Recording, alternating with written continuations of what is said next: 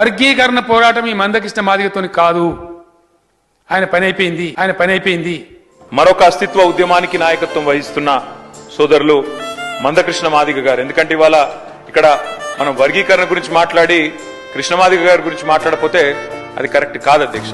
తప్పకుండా ఈ సభ కృష్ణమాదిగ గారికి సుమారు 30 సంవత్సరాలు ఈ ఉద్యమాన్ని నడిపిన ఈనాటి అభినవ సామాజిక వీరుడు, ఉద్యమ వీరుడు మందకృష్ణన్న మాదిగకు నా యొక్క అభినందనలు మరియు పాదాభివందనలు తెలియజేస్తున్నాను అధ్యక్ష.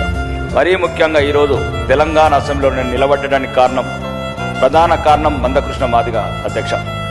గౌరవనీయులు మందకృష్ణ మాదిగ గారు దశాబ్దాల తరబడి ఈ ఉద్యమాన్ని చెమటోడ్చి సమాజంలో అందరిని ఆలోచింపజేసి అన్ని వర్గాల అన్ని సమూహాల మద్దతు కూడగట్టుకొని ఈ స్టేజికి తీసుకొచ్చింది అధ్యక్ష. సభ నుండి మందకృష్ణ మాదిగ కూడా శుభాకాంక్షలు తెలపాలనుకుంటున్నాను. 30 ఏళ్లుగా 1994 నుండి మాదిగల కోసం ఏర్పడ్డటువంటి ఎంఆర్పిఎస్ నుండి మందకృష్ణ మాదిగ ఎంత కష్టపడ్డారు అధ్యక్ష.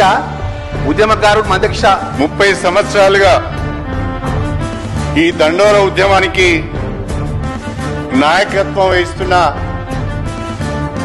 మందకృష్ణ మాదిగను ప్రత్యేకంగా అభినందించవలసిన అవసరం ఉన్నది.